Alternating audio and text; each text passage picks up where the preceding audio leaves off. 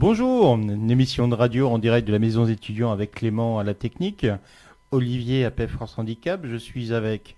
Chloé, Lynn et Bérénice. Nous allons dans un premier temps parler, faire un retour du 24 janvier qui se déroulait à l'écloserie numérique à Boitron, près de C. Et en deuxième partie et aujourd'hui, qu'est-ce qu'on fait en action des projets qu'on a décidé de mettre en place. Chloé, est-ce que tu veux commencer par donner ton ressenti sur quand tu as présenté ton atelier avec ton équipe, sur tes sentiments, sur la prise en note de ce qu'on a pu vous faire comme remarques, comme conseils? Alors c'est vrai qu'au début on était assez stressés, donc avec Agathe et Maëva, donc c'est les deux personnes qui sont dans mon groupe. Et au final en fait ça s'est très bien passé puisqu'on a pu avoir des retours grâce aux différents professionnels qu'il y avait. C'est grâce à ça qu'aussi on a pu améliorer nos outils, en supprimer certains, et donc c'était plutôt instructif. Donc, qu'est-ce que, en positif, qu'est-ce que vous avez gardé en fait dans votre projet là? Alors nous on était plutôt basé on est plutôt resté sur la vidéo puisque on a compris qu'en fait au vu par exemple des adhérents comme Selim, la personne qui était aveugle, elle a pu nous faire un ressenti sur ce qu'on pouvait mettre en place, aussi notamment par rapport aux différentes présentations qu'on pourrait faire pour que ce soit adapté à tout le monde. Et donc du coup les deux autres outils comme le job dating notamment, on l'a plutôt supprimé. Parce que. Car du coup c'était des outils qui étaient déjà existants. Et pour les employeurs, à long terme, on pense que ça allait pas du coup être très pertinent par la suite. Lynn, Oui. Oui. alors ton groupe, tu étais avec qui et ton sentiment d'équipe et ton sentiment Mm. personnel sur l'atelier? Alors j'étais avec Charlotte et Nina. On a présenté donc trois outils. Le premier outil était une formation auprès des managers, le deuxième un forum et le troisième c'était une application. Donc très vite on s'est rendu compte que l'application c'était quelque chose irréalisable, pas en termes de temps et même financier, de la pérennité dans le temps et comment faire suivre l'application. Donc ça, c'était un peu compliqué à prévoir et à anticiper. Donc on a laissé cet outil en discutant avec les professionnels. Après, on a eu des avis qui nous ont permis, surtout pour la formation, de nous orienter. Même d'avoir essayé les outils numériques, on s'est dit, ah, ce serait peut-être intéressant de montrer aux professionnels que c'est pas si compliqué d'employer une personne en situation de handicap. Avec les bons outils, on peut y arriver. Voilà. Donc ça, on a trouvé ça intéressant d'intégrer dans notre formation, avec le côté sur les handicaps invisibles et tout ce qu'on a discuté avec les différents professionnels qu'on a vus, c'était enrichissant. Donc voilà. Donc nous avons gardé l'outil de notre formation. Et tu t'es senti à l'aise pour expliquer le projet, répéter les mêmes choses, argumenter? Oui, ça va. Oui, Ouais. ça va. Ça a été.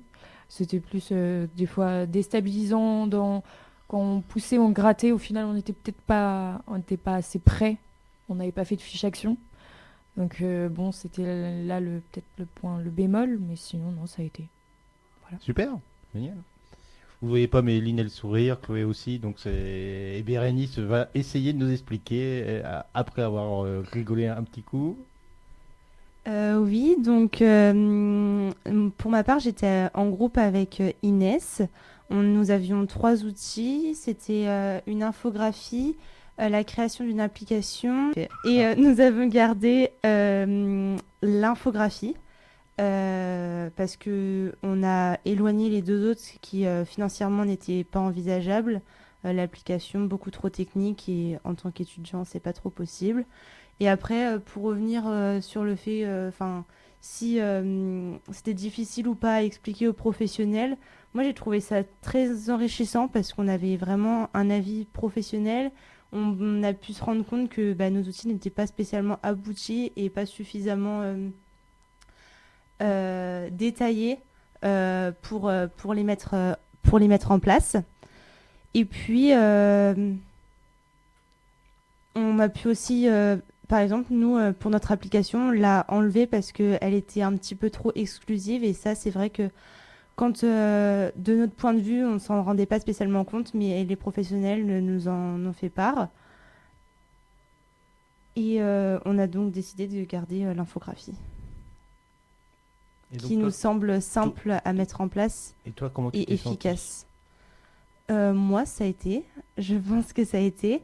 Pas toujours évident d'avoir les bons arguments et de pouvoir échanger comme ça, mais non, ça a été. Je pense que c'était constructif et puis ça nous a appris aussi à nous, étudiants, on est là aussi pour apprendre et je pense que c'était une bonne expérience. Deuxième partie de l'émission. Donc maintenant, on parlait de fiche action, Lynn, hein. Oui. Donc en fait, on en est là. Là, ça y est, on a décidé. Maintenant, on va être dans l'action. Là, vous allez parler un peu de ce que vous allez mettre en place. Donc, Lynn, tu es dans quel groupe et qu'est-ce que tu vas mettre en place tu cites ton équipe Oui. et ton projet? Alors moi, je suis dans un groupe avec Nawel, Bérénice, Maëlle et moi-même. Donc nous allons mettre donc notre outil, c'est la formation. Et nous allons créer une formation donc pour les managers. Donc est-ce que Bérénice, tu souhaites détailler un peu plus de la formation, le thème? Non, moi, je vais le faire. Donc en fait, donc l'objectif de notre formation, donc, c'est de promouvoir l'insertion des personnes en situation de handicap. Donc pour les employeurs, donc nous avons un public cible, donc c'est les PME, petites et moyennes entreprises, en plus particulier les DRH, tout ce qui est peut-être référent handicap. Donc nous allons créer un support donc visuel, un diaporama, peut-être intégrer du Kahoot, qui est un outil qui permettrait de rendre ça un peu plus ludique. Donc voilà, un peu pour l'instant. Ça, c'est Ouais. un système, tu as ton portable et C'est tu ça. réponds à des questions. C'est ça. Voilà, ouais, c'est sympa. Voilà, Faut trouver des bonnes questions. Hein. Oui. Faut que ça marche. Hein. c'est ça. Il y a plein d'autres applications qui existent aussi pareil qui fonctionnent un peu mieux. Hein. Bah après, oui. Ouais. Mais on trouvait ça intéressant de pas simplement s'appuyer sur un diaporama. Après, on va utiliser sûrement intégrer en fait parce que nos équipes ont été découpées pour qu'il y en ait qui soient à la vidéo, à l'infographie et nous à la formation. Et dans notre formation, intégrer les vidéos des filles pour, par exemple, faire introduire les handicaps invisibles, etc. Donc c'est vous qui allez animer aussi? Oui. Alors, l'animation, peut-être, ça va être une personne de chaque groupe, on ne sait pas trop encore. Mais toute la formation, oui, c'est nous. Donc c'est en voyant le regard de Bérénice, c'est des choses à construire. Voilà. C'est encore en cours de réflexion, on est en plein dedans, on essaye de travailler ça au mieux. Il y a encore des modifications à faire et à approfondir. Pour l'instant, on a fait un premier jet qu'on a proposé à notre professeur. On verra où ça nous mène. Mais voilà, grossièrement, c'est ce qu'a dit Lynn et on espère que ça va aboutir et que ça va vraiment permettre aux managers, aux personnes qui s'occupent du recrutement de les aider dans leur quotidien. Vous attendez combien de personnes? Alors ça, c'est une bonne question. Minimum? On compte vraiment sur la communication. Ouais. C'est une autre équipe qui s'en occupe. On compte vraiment sur elle pour qu'elle puisse Donc, c'est puisse quoi attirer c'est quoi votre un plan maximum communication, de alors personnes. Point de communication, ça va être par mail. Je pense qu'elles ont décidé de faire ça avec des publics postages sûrement. Combien il y a eu de résultats par mail pour le 24 janvier? Positif? Positif, Très peu en tout cas, il me semble. Zéro. La plupart, c'est des gens qui interviennent, qui connaissaient les professeurs ou qui me connaissaient. ou de votre réseau. Ah, moi, j'ai rien Non. développé. Hein. Ok. Moi, j'ai rien à part Monsieur Noé de la CAF, parce que je trouvais ça super intéressant qu'ils viennent, parce qu'il n'y avait pas assez de place. Mais les mails, c'est pas suffisant. Il faut appeler. Il faut les appeler, les gens. Il faut avoir le nom. Oui. Il faut appeler les structures. Et puis, il faut les rappeler. Mm. Et puis, il faut les rappeler. Et puis, éventuellement, il faut avoir un mail de confirmation. Oui. Voilà. Non, Bah, de toute façon, ça va être. Oui, l'équipe de com, elle a quand même un gros boulot.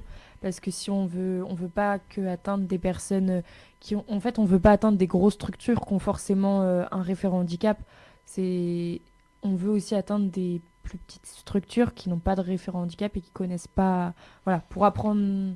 D'autant plus dans ce cas-là, c'est qu'ils ont les PME, ces petites et moyennes entreprises.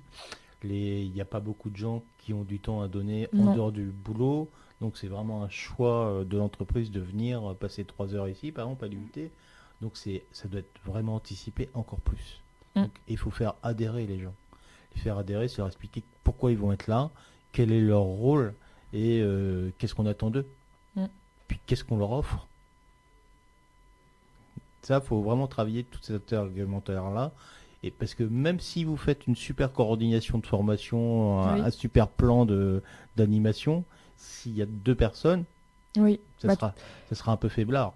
Mais après, on a envisagé, comme on ne peut pas vraiment anticiper, on a aussi envisagé l'aspect de rendre notre formation pérenne dans le temps, en la mettant soit sous forme d'avoir un document PDF ou qu'elle puisse être réutilisée par quelqu'un. Voilà. Donc on envisage le fait, comme on ne peut pas prévoir le nombre de personnes qui vont venir. Voilà. Mais ça, nous, on est intéressé, la PF France Handicap, d'avoir un outil pérenne comme ça. Ouais, c'est ça qu'on... Et oui, c'est ça. On aimerait bien diffuser notre support visuel, notre diaporama, comme disait Lynn, sur Internet. Donc, on verra bien si ça se fait sur, Mais de le sur faire quel aussi, site. de le faire aussi ailleurs, de faire la même formation avec un autre réseau. Oui, entièrement. Puis qu'elle puisse être réutilisée. Ben justement. Non, mais C'est ça le l'idée. but. Voilà. Le Pérenne, but, c'est c'est ça, que les personnes qui participent à notre journée puissent former leurs salariés, enfin l'ensemble de l'entreprise, mais aussi que les personnes qui n'aient pas pu assister à la journée puissent également avoir les informations qu'on a partagées. Je vous ai trouvé une personne mardi qui va venir. Si vous la contactez. Elle est référente handicap d'une grosse administration de l'Orne. Elle n'est pas PME, mais au moins elle utilisera vos documents. D'accord. Voilà. Oui. Si vous la contactez, si vous la faites adhérer. J'ai fait le gros du boulot déjà. Mm. D'accord.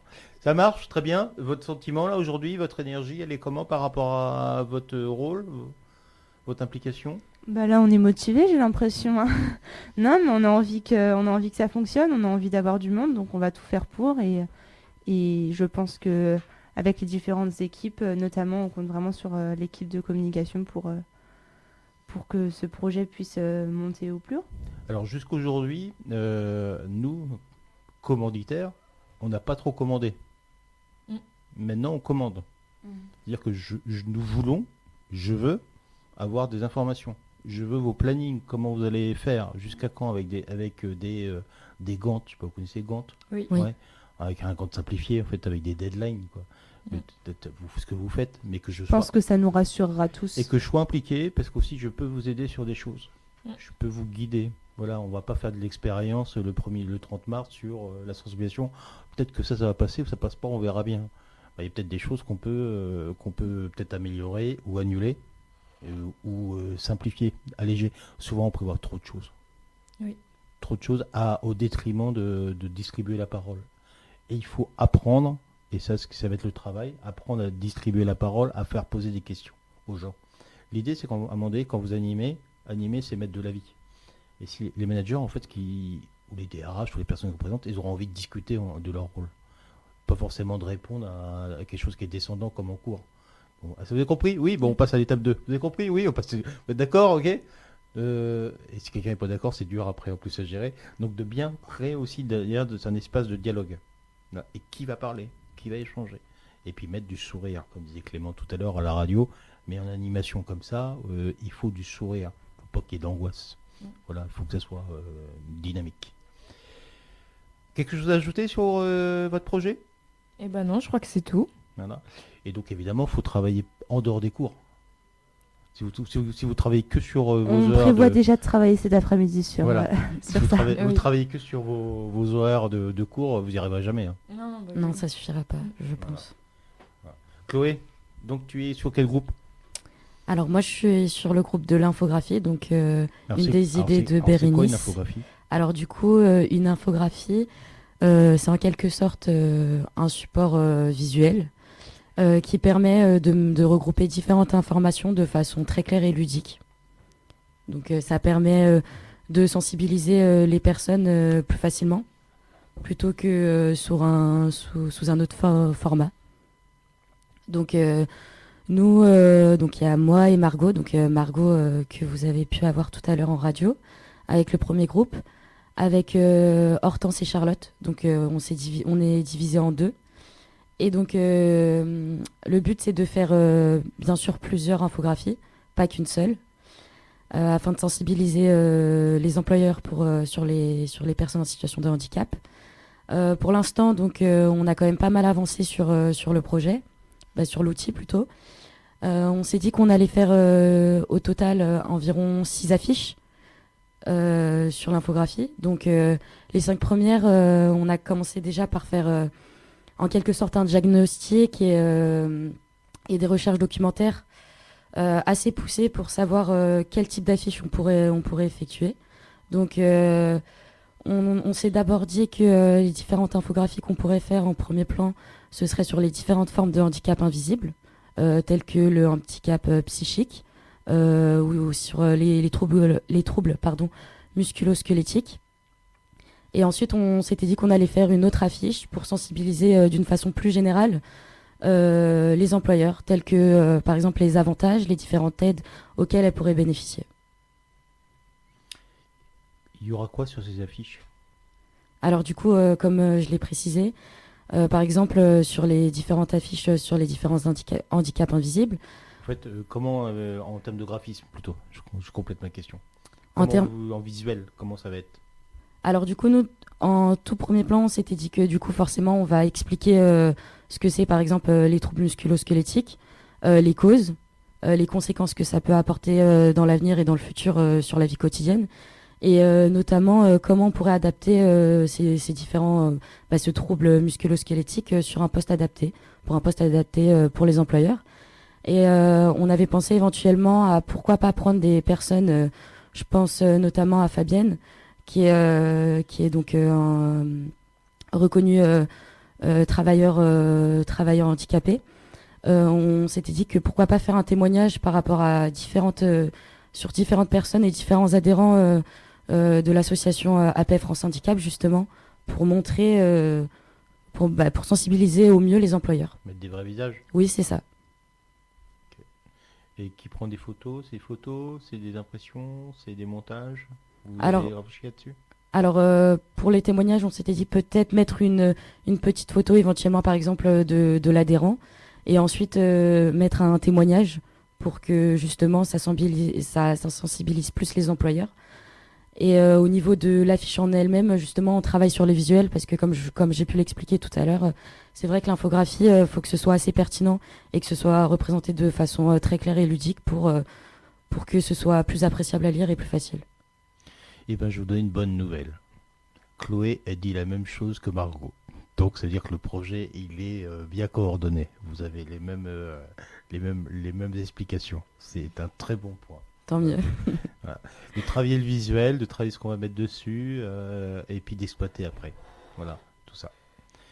La motivation dans votre groupe, comment il est? À 100%. 100%. Ça nous intéresse tous tous les outils nous intéressaient, mais c'est vrai que l'infographie, c'est quelque chose que on n'a vraiment pas pu mettre en œuvre, pour ma part personnellement, que j'ai jamais mis en œuvre. Du coup, c'est une expérience et c'est en même temps un challenge. Et le challenge, ça va être aussi de le mettre en FALC. C'est ça. FALC, ça veut dire? Facile à lire et à comprendre. Vous voyez un peu comment c'est les documents FALC? Oui. C'est comment? L'écriture est un petit peu plus grosse, il y a des petits schémas pour que ce soit plus explicite, des mots assez simples, faciles à lire et à comprendre. Donc il faudra faire aussi infographie parlée. Oui. Voilà, aussi en FALC. Voilà. Donc c'est un peu de boulot. Une fois qu'on a fait la base, après c'est assez simple. Voilà, ça marche. Une petite conclusion là sur vos actions là, sur le futur. On espère que notre projet va conclure à quelque chose de pertinent, d'intéressant, qui va d'un point de vue scolaire nous enrichir et puis travailler sur notre facilité à créer des partenariats, à savoir mener un projet, à entreprendre et puis à dynamiser une assemblée, parce que la formation, il va falloir aussi faire ça. Donc voilà, je crois en nous et puis voilà. Et travailler le réseau, c'est très bien ça. Voilà. Merci beaucoup. Merci. Merci.